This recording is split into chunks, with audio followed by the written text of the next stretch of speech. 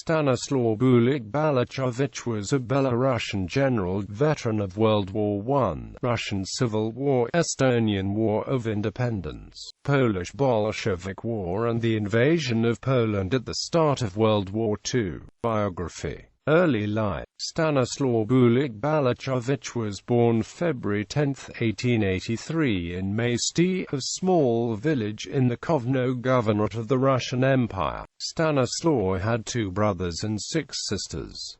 His parents were servants to a local landlord of Belarusian ethnicity. Following Stanisław's birth, his father left the landlord's service and acquired a small estate in Stakowie near Vilnius. After attending an agricultural school for 4 years in Belmonte, Bułak-Bałachowicz worked as an accountant, and in 1904 became a manager at the Count Platter's estates in Hrodzic and Luki. At the time, he had a reputation as a defender of the less fortunate and was often an arbitrator in disputes between the farmers and the landlord. As a result of these activities, he acquired the nickname Daddy. His other nickname, Bułak, became part of his surname. It means a man who is driven by the wind in the Belarusian language. World War I. After the outbreak of the Great War and Duke Nikolai Nikolaevich Romanov's address to the Polish people, Bułak-Bałachowicz joined the Russian Imperial Army. As a person of noble roots, he was drafted as an ensign to the 2nd Leibkoland Infantry Regiment. However, unlike many of his colleagues who were awarded the basic NCO grades for the noble ancestry only, Bułak-Bałachowicz proved himself as a skilled field commander and was quickly promoted. By December 1914, only 4 months after he entered the army, he was given command over a group of Cossack volunteers, of whom he formed a cavalry squadron. Together with the 2nd Cavalry Division, he fought on the Western Front, most notably in the area of Sochaczew near Warsaw. During the German summer offensive of 1915, Warsaw was taken by the Central Powers and Bułak-Bałachowicz unit was forced to retreat towards Latvia. On November 1915, Bułak-Bałachowicz was assigned to the Special Partisan Regiment in Northern Front headquarters as a squadron commander. His regiment, under the command of Colonel Punin, was acting in the Riga area. For their audacious actions, partisans were nicknamed Death Knights. His unit was formed of 4 cavalry platoons, 1 of Cossack light cavalry, 1 of hussars, 1 of uhlans and 1 of dragoons. Thanks to the versatile and flexible structure of his unit, Bułak-Bałachowicz managed to continue the fight behind the enemy lines until 1918. For the German campaign, Bułak-Bałachowicz was decorated with 6 orders and 3 soldiers' Georgiev medals. Russian Civil War. On March 5, 1918, unaware of the Treaty of Brest-Litovsk signed only 2 days before, the unit commanded by Bułak-Bałachowicz got engaged in a skirmish against a German unit near the village of Smolova. Although the enemy unit was severely defeated, forced to retreat and abandon its staff behind, Bułak-Bałachowicz was seriously wounded after being shot in the left lung. Transported to St. Petersburg, Bułak-Bałachowicz quickly recovered and rejoined with his brother, Joseph Bułak-Bałachowicz. The latter got involved in the creation of a Polish cavalry detachment commanded by Ensign Przysiecki. The Bolsheviks disbanded the unit soon after its formation, executed its commander and started to persecute its members. However, with the help of French military mission, a Polish cavalry detachment was finally created and Stanisław Bułak-Bałachowicz became its commander. The new unit received Leon Trotsky's recognition and was soon reinforced with non-Polish volunteers from all over Russia and was planned as a cavalry division of the Red Army. Soon after its creation, Bułak-Bałachowicz was ordered to quell the so-called Baranków revolt in the area of the city of Luga. With his regiment he reached the area and pacified the peasant unrest without the use of force. He was immediately called into to St. Petersburg by his superiors, but was afraid of being arrested. Because of that, Bułak-Bałachowicz with his cavalry regiment deserted and moved across the Bolshevik lines to the area of Pskov, held by the joint forces of White Russian Northern Army and various German anti-Bolshevik units. Initially the unit fought against the Reds on the white side, but soon conflicts with the German officials arose and Bułak-Bałachowicz had to switch sides yet again. Together with his battle-hardened unit he disarmed the German units surrounding him and broke to the rear of the Red-held territory. Further he fought his way across the fronts to Estonia, where he finally joined the forces of General Nikolai Nikolaevich Yudench's Northwestern Army. A skilled commander, Bułak-Bałachowicz added greatly to the Estonian victories in the battles of Tartu Voru and Varselina, and was soon promoted to lieutenant colonel. On May 10, 1919, Bałachowicz was given the command over an assault group and was ordered to drive it to the rear of the Bolshevik lines. 3 days later his forces took the town of Gdov by surprise, and on May 29 Bałachowicz entered Pskov. For this action he was promoted to colonel by General Yudenich himself. Because of his victories, his subordinates nicknamed him Ataman, though some preferred to use the term Batko. Father Bułak-Bałachowicz became the military administrator of Pskov. He personally ceded most of his responsibilities to a democratically elected municipal Duma and focused on both cultural and economical recovery of the war-impoverished city. He also put an end to censorship of press and allowed for creation of several socialist associations and newspapers, which enraged white generals towards him. Finally, Bułak-Bałachowicz entered in contact with Estonian officers and Poles who were trying to reach the renascent Polish army, which was seen by Balachovich's superiors as a sign of lack of loyalty. After Pskov was yet again lost to the Bolsheviks in mid-July, General Yudenich ordered Stanisław Bułak-Bałachowicz to be arrested, even though only a few days earlier he promoted him to Major General. However, once again Bułak-Bałachowicz evaded being captured. He handed over his division to his brother Joseph and, together with 20 of his friends, left for Estonian-controlled Ostrov. He once again created a partisan unit. With 600 men he broke through the Red Army front and started to disrupt its supply lines. Despite Yudenich's hostility towards Bułak-Bałachowicz, the latter cooperated with White Russian units during the counteroffensive in the autumn of 1919. His unit captured the railway node in Pskov, and broke the Pskov-Polotsk railroad, which added greatly to the White Russians' initial success.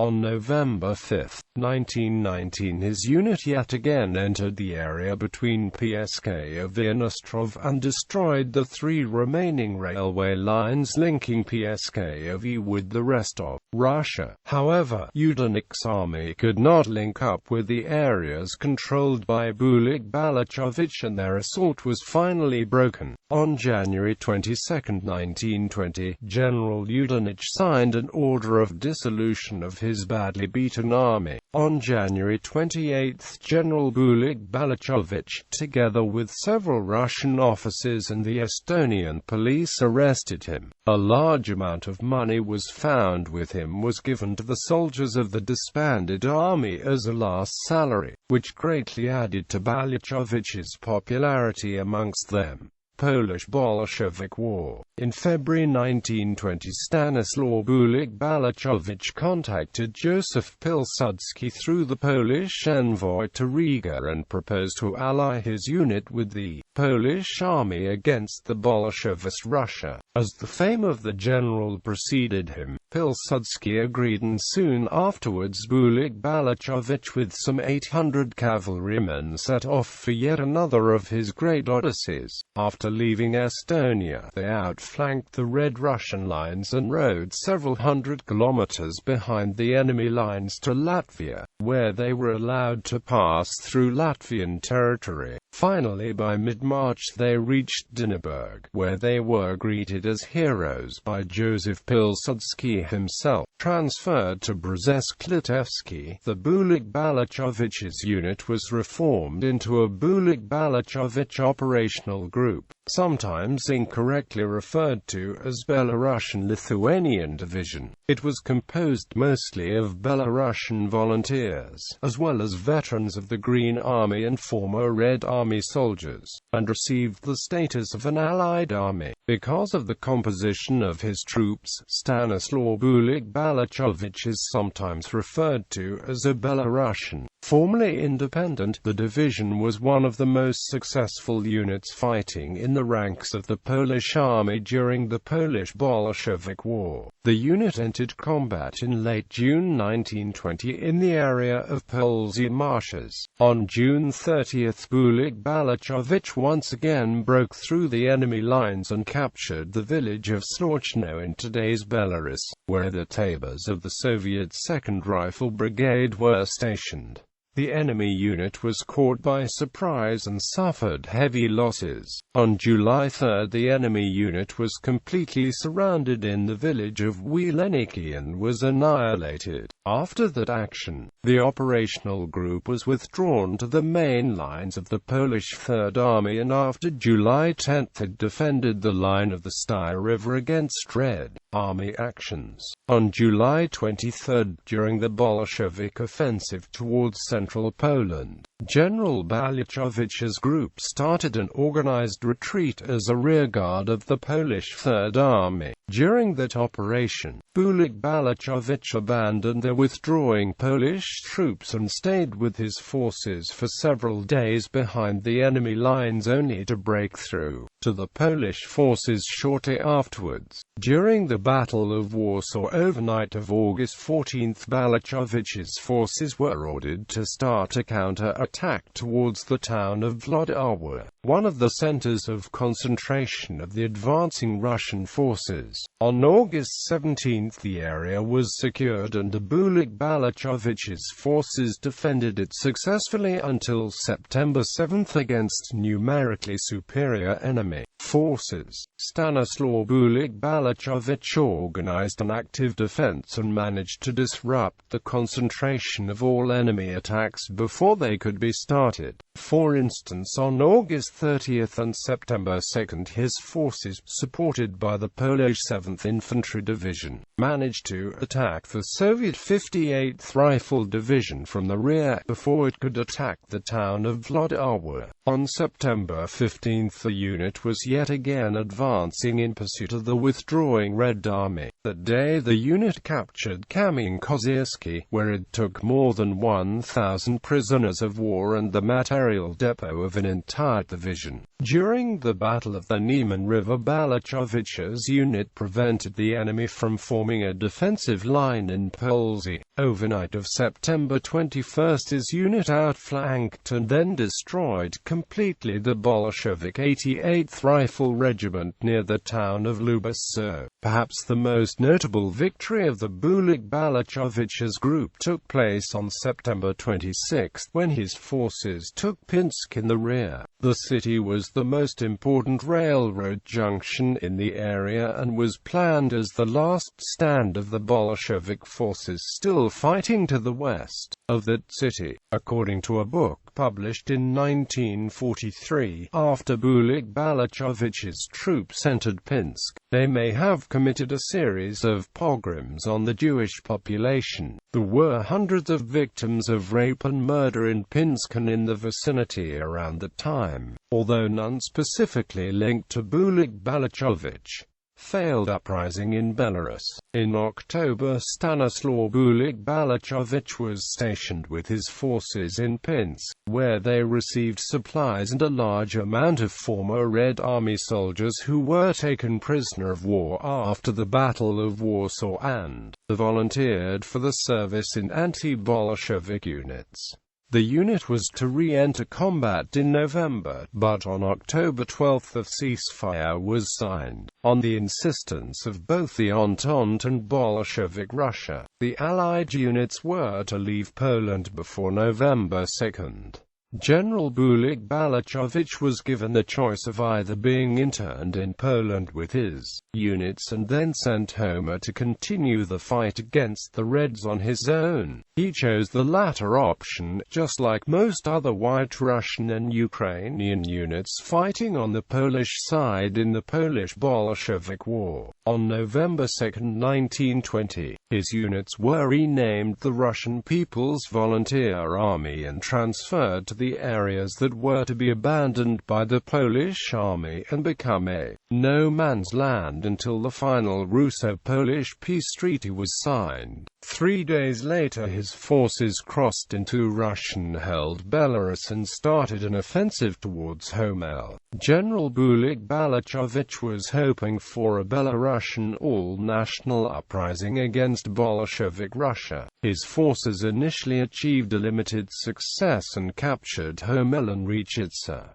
On November 10, 1920, Bułak-Bałachowicz entered Moscow. There, 2 days later, he proclaimed the independence of Belarus and started forming a new Belarusian national army. On November 16, 1920, he also created the Belarusian Provisional Government. However, the planned uprising gained little support in the Belarusian nation, tired by 6 years of constant war, and the Red Army finally gained an upper hand. On November 18, 1920, Bałachowicz abandoned Moscow and started a withdrawal towards the Polish frontier. The Belarusian troops, hardened by the years spent behind the enemy lines, fought their way to Poland and managed to inflict heavy casualties on the advancing Russians while suffering negligible losses, but were too weak to turn the tide of war. On November 28, the last organized unit under his command crossed the Polish border and was subsequently interned. The Russian government demanded that General Bułak-Bałachowicz be handed over to them and tried for high treason. The Riga Peace Conference was even halted by these demands for several days, but eventually these claims were refuted by the Polish government, which argued that Bułak-Bałachowicz was a Polish citizen since 1918. Interbellum, shortly after the Riga Peace Treaty had been signed, Bułak-Bałachowicz and his men were set free from the internment camps. The general retired from the army and settled in Warsaw.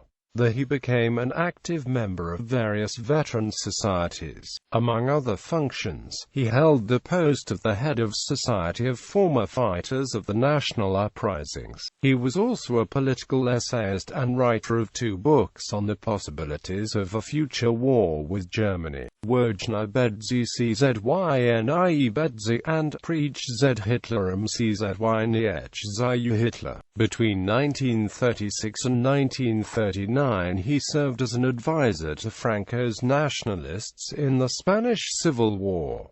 World War II. During the Polish Defensive War of 1939, Stanisław Bułak-Bałachowicz volunteered for the Polish army. He created a volunteer group that fought in the defense of Warsaw. The unit consisted of approximately 1,750 ill-equipped infantrymen and 250 cavalrymen. It was used on the southern flank of the Polish forces defending the Polish capital and adopted the tactics its commander knew perfectly well: fast attacks on the rear of the enemy forces. On September 12, 1939, the unit entered combat for the first time. It took the German defenders by surprise and retook the southernmost borough of Śląsk and the Śląsk horse track. Soon afterwards the cavalry organized a disrupting attack on the German infantry stationed in Natolin. On September 23 the unit was transferred to northern Warsaw, where it was to organize an assault on the German positions in the Bielany Forest. The assault had been prepared, but was thwarted by the ceasefire signed on September 27. After the capitulation of Warsaw, General Bułak-Bałachowicz evaded being captured by the Germans and returned to civilian life. At the same time he was the main organizer of Konfederacje Wojskowe, one of the first underground resistance groups in German and Soviet-occupied Poland.